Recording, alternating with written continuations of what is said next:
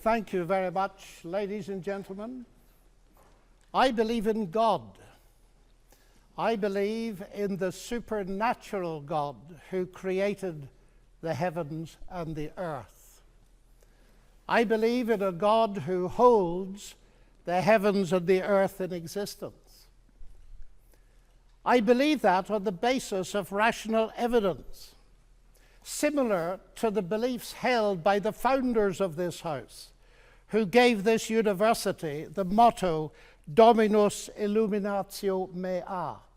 They saw no contradiction between faith in God and the utmost excellence in rational inquiry.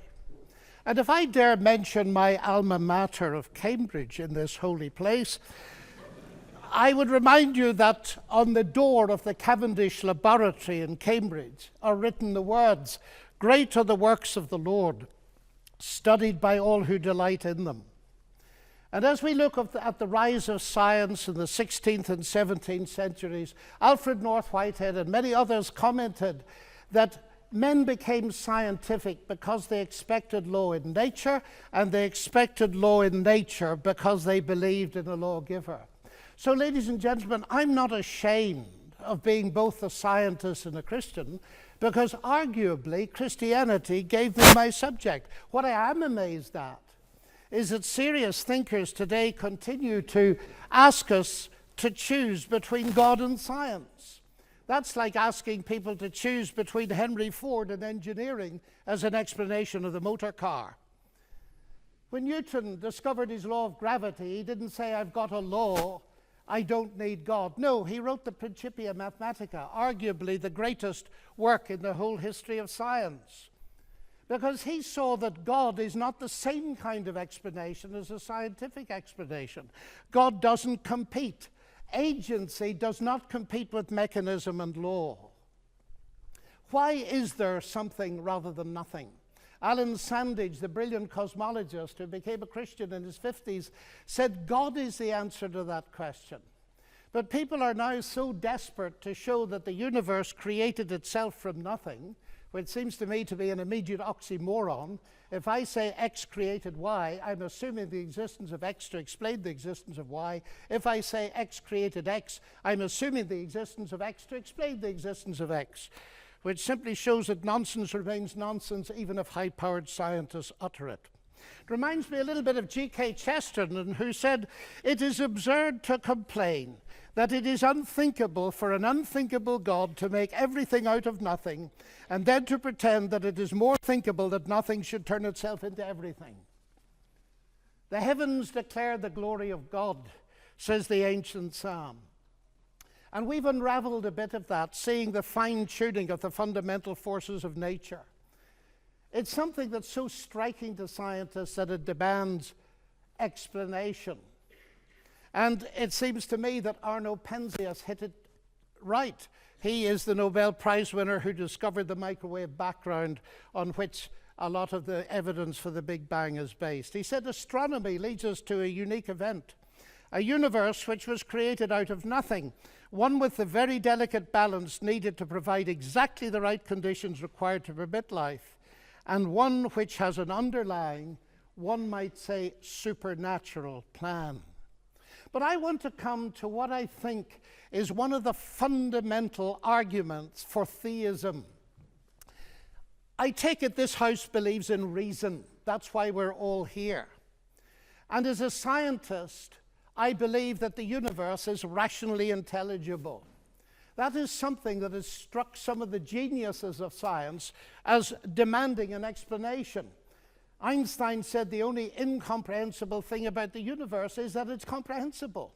And Wigner talked about the unreasonable effectiveness of mathematics. How is it that a mathematician thinking in her head in here can come up with equations that seem to fit the universe out there? Well, how is it indeed? Because the irony of the atheist position here is evident. My atheist friends, and I have many of them, tell me that the driving force of evolution, which eventually produced our human cognitive faculties, reason included, was not primarily concerned with truth at all, but with survival. And we all know, ladies and gentlemen, what has often happened and still happens to truth when individuals or commercial enterprises or nations feel themselves threatened and struggle for survival. A leading philosopher, Alvin Plantinga of Notre Dame, says if atheists are right that we are the product of mindless, unguided natural processes, then they have given us strong reason to doubt the reliability of human cognitive faculties, and therefore inevitably to doubt the validity of any belief that they produce, including their atheism. Their biology and their belief in naturalism would therefore appear to be at war with each other in a conflict that has nothing at all to do with God. Yet my atheist friends still insist that it is rational for them to believe that the evolution of human reason was not directed for the purpose of discovering truth. And yet it is irrational for me to believe that human reason was designed and created by God to enable us to understand and believe the truth. Curious logic.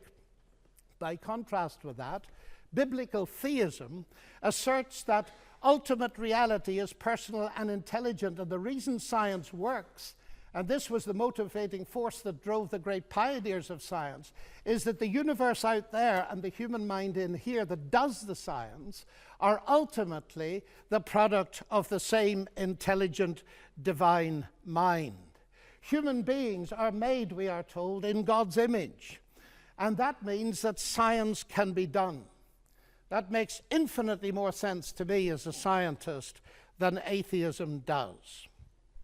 Now let me come briefly to ethics. Ethical behavior, like rational behavior, of course, does not itself require religious belief. This is consistent with the fact that humans are created in God's image as rational moral persons. But just as I suggest that rationality cannot be explained without the existence of God, so I dare to suggest that the existence of morality cannot be explained either. As modern science sprang from Judeo-Christian sources, so did the concept of human equality. Listen to atheist Jürgen Habermas, arguably one of Germany's leading intellectuals. He said that universalistic egalitarianism, from which sprang the ideals of freedom and a collective life in solidarity, the individual morality of conscience, human rights and democracy, is the direct legacy of the Judaic ethic of justice and the Christian ethic of love. This legacy, substantially unchanged, has been the object of continual critical appropriation and reinterpretation. To this day, there's no alternative to it. Everything else is just idle, postmodern talk. And it seems to me he's hitting the core of something important, because the value of a human being on which such egalitarianism rests is based not on what the human being can do, but what she's made of, or how she's made in God's image. I never forget speaking on one of my many visits to Russia to a colleague in the Academy of Sciences. And he said, "You know, John, we thought we could abolish God and retain a value for human beings. We found we couldn't, and we murdered millions of them." And Alexander Solzhenitsyn has said, "If I'm asked, why is it that 60 million of my fellow countrymen were sacrificed?" He said, the answer is, we have forgotten God. Science, of course, marvelous as it is limited. Even a Nobel Prize winner, by analyzing a cake, cannot tell why it was made. But Aunt Matilda, who made it, can tell you. She can reveal it to you. But if she doesn't reveal it to you, you'll never know. And that brings me to my next evidence. It's the same with the universe. We can analyze it magnificently. But ultimately, if it has a maker, and I believe it has, only he can tell us what it's all about. And he's done so in the powerful narrative of the Bible, in particular in its analysis of the problem with humanity, not simply in terms of behavioral breakdown between people, but a vertical breakdown of trust between us and the Creator. The unique solution to that problem is not simply in terms of human ethical development, although that's very important, but in terms of something far deeper altogether. The restoration of the fractured relationship with God through the salvation he has brought through Jesus Christ. A radical relationship that empowers us to live ethically from God. And here we reach what for me is the chief evidence, not only for the existence but the nature of God. It is Jesus Christ. He it was who not only taught the golden rule but embodied it, fed the hungry, healed the sick and suffering, and welcomed society's outcasts, brought honor and respect to the marginalized and ashamed. And he's brought forgiveness and peace to multi-millions around the world. He's able to do this, of course, because though he was a man, he uniquely never was only a man, but God become human.